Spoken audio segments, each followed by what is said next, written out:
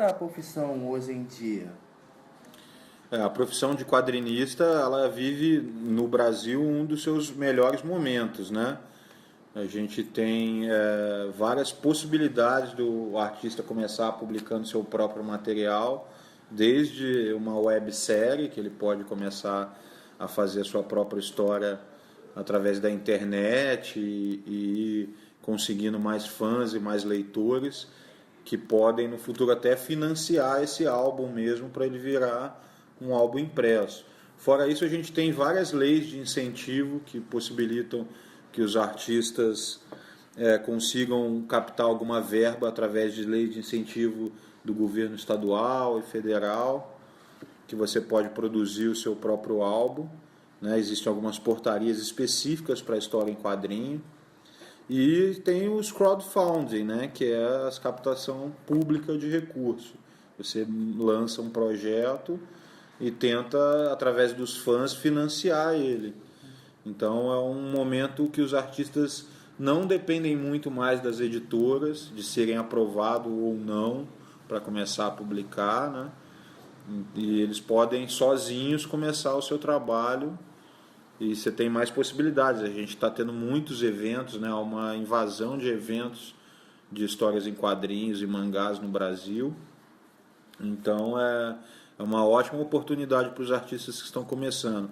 É bem diferente de quando eu comecei, né? Que a gente ainda dependia de muitas editoras para conseguir publicar alguma coisa. Tipo, era quase impossível o artista publicar alguma coisa autoral se não fosse através de um fanzine, uma coisa mais independente, com baixa qualidade, né? Porque a gente tem que contar também o avanço dos processos de produção, né? Seja através dos mecanismos digitais, softwares e maneiras de como representar o desenho, até o processo gráfico mesmo, né? A maneira de como imprimir ficou muito mais barato, mais fácil, com mais acesso para todos os artistas. Então mesmo uma revista independente ela pode ter uma qualidade tão boa ou melhor do que uma revista de uma grande editora, né? Por causa do acesso e as possibilidades do processo gráfico. Então acho que a profissão hoje está muito melhor. O que estuda na faculdade? Tem alguma coisa que é necessária saber antes disso? Não existe uma faculdade específica aqui no Brasil de história em quadrinhos, né? A gente tem algumas matérias em determinados cursos relacionados a artes, então a gente vai ter um leque hoje até relativamente grande do que a gente já teve algum tempo atrás.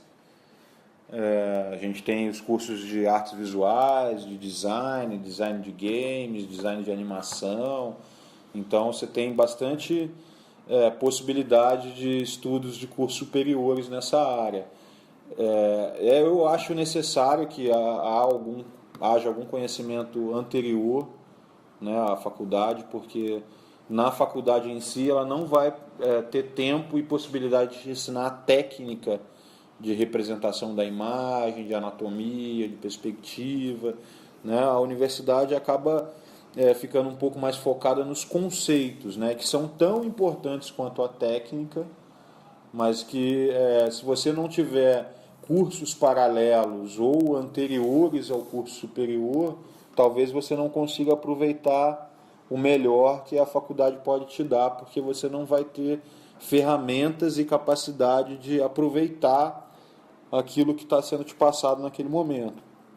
Então, alguns cursos eliminaram as provas de aptidão, que eu acho um erro, particularmente, assim, eu acho que precisa ter um filtro, já que a universidade não vai ter essa possibilidade de ensinar um a um a como usa determinados materiais ou como desenvolve determinadas técnicas. É impossível para um professor sentar do lado de um aluno de cada vez e mostrar ali para ele, como acontece em outros cursos, né, que não acadêmicos, onde você tem turmas menores, onde dá para o professor ter mais atenção e olhar cada detalhe do trabalho do cara, porque para uma profissão de mangaka ou de quadrinista, que na verdade é mais ou menos a mesma coisa, só que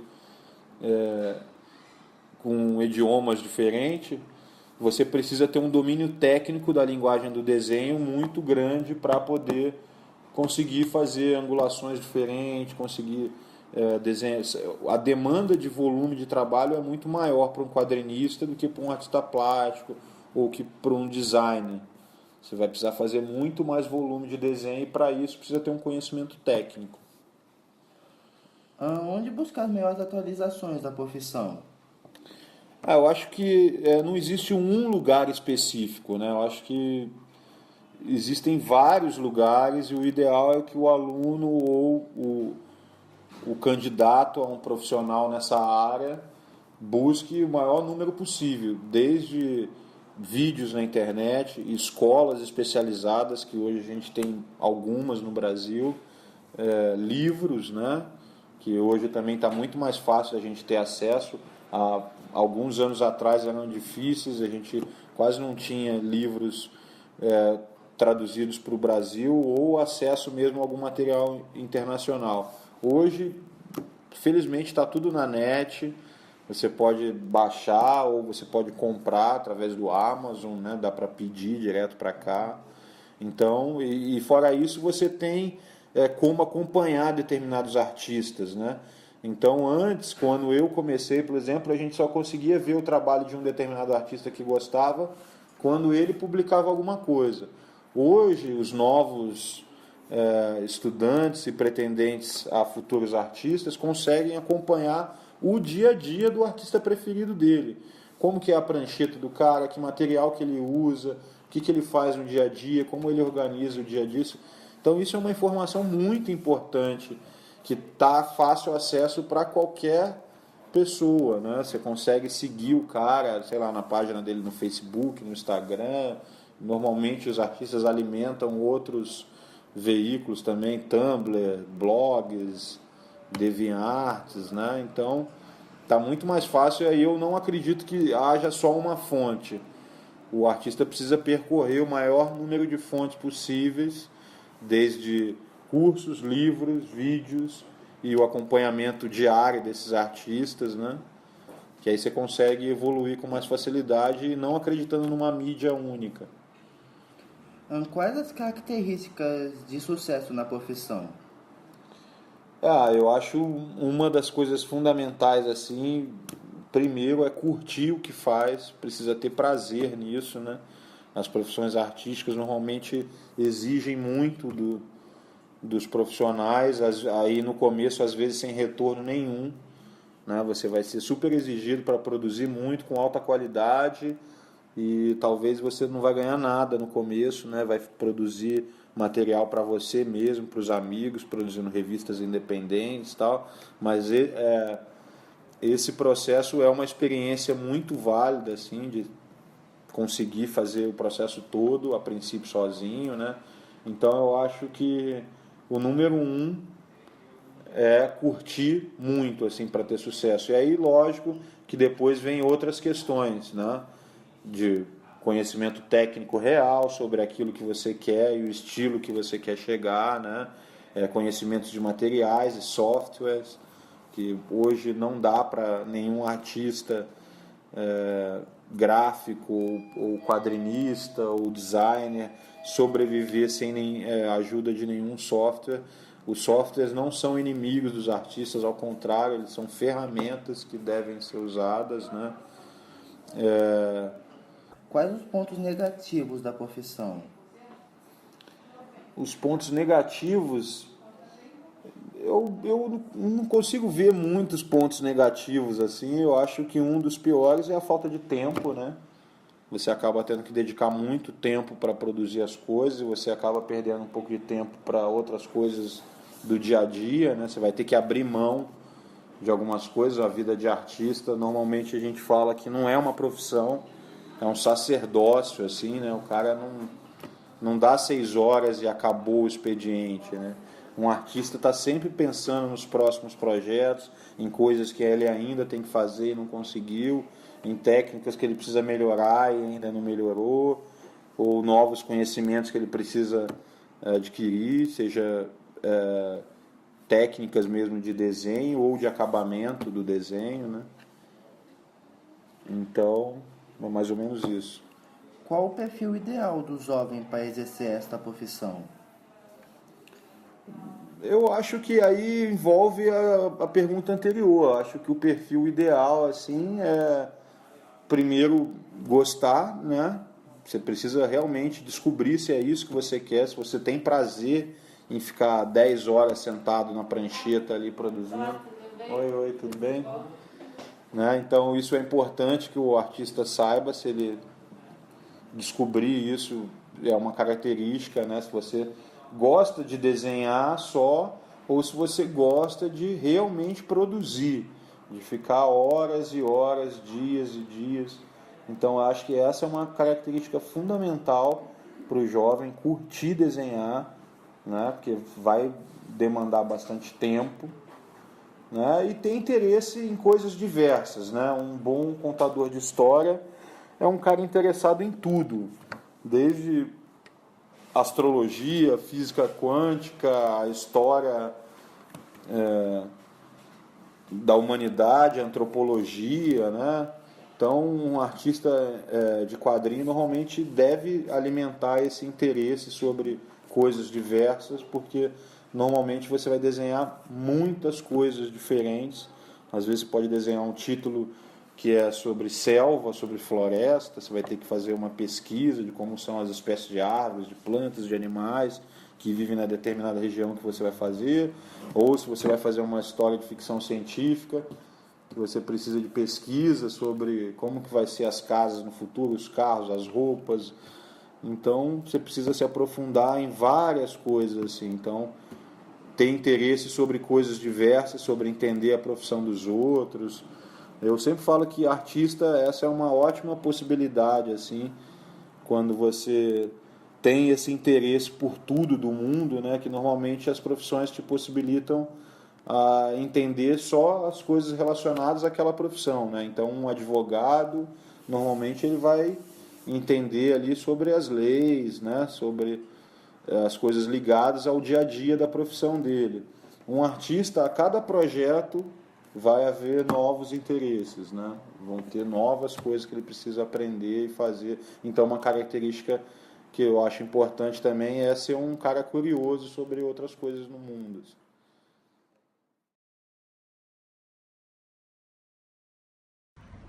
Que matemática é usada nessa profissão? Na profissão de desenhista é usado muito matemática, né? Toda a técnica de representação de anatomia que a gente vai fazer aqui foi elaborado na antiguidade por matemáticos, né?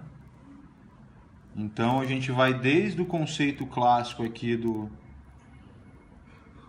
teorema de Pitágoras, que é os triângulos, retângulos. Então, se eu duplicar essa forma, eu vou ter uma forma gêmea, aí se eu dividir aqui, ó, eu já tenho a metade exata desse espaço. E aqui eu tenho 4 outros retângulos áureos. Aí eu continuo subdividindo, ó, eu encontro 1/4. Né? Aqui vai ser a metade, aqui vai ser 1/4. Aí, ó, se eu continuar nessa subdivisão, fazendo aqui, a gente vai acabar encontrando 1/8, que é a proporção que a gente usa para representar uma figura idealizada, assim, uma figura, o ideal de beleza e de proporção, que vem desse conceito clássico grego, né? Então, ó, agora eu tenho aqui 8 partes iguais, não está tão perfeito, mas a ideia é mais ou menos essa, e aí eu posso utilizá-la para representar uma figura humana dentro dos parâmetros o qual a gente usa para as histórias em quadrinhos. Tudo bom? Eu vi os desenhos lá. Eu não entrevistei. Eu vi os desenhos lá.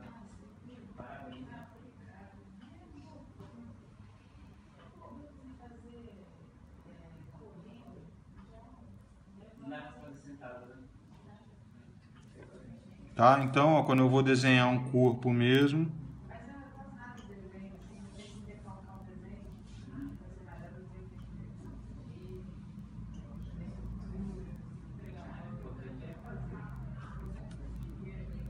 vou usar um instrumento de medida, vou usar um lápis aqui. Aí, ó, 1, 2, 3, 4, 5, 7, 8.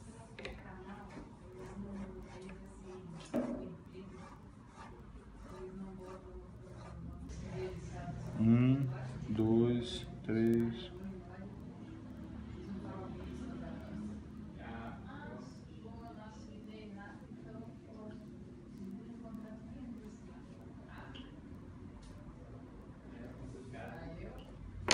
Aí, ó, medida do lateral. A gente vai usar a cabeça como parâmetro de proporção, assim como a gente tem aqui, né? Então, toda essa técnica de representação da figura surge através do estudo dos matemáticos em cima da figura humana. Né? Isso foi feito na Antiguidade, na Grécia Antiga, e ressurgiu na Renascença, né? Os artistas renascentistas, o Leonardo, Michelangelo, Rafael, eles resgataram esse conhecimento que ficou perdido durante um tempo, né? E começaram a aplicar de volta nas obras dele, né? Na proporção da figura, na tridimensionalidade, na perspectiva, né? Na criação de um método da representação da figura humana, que é o que a gente usa até hoje, assim, com pequenas adaptações.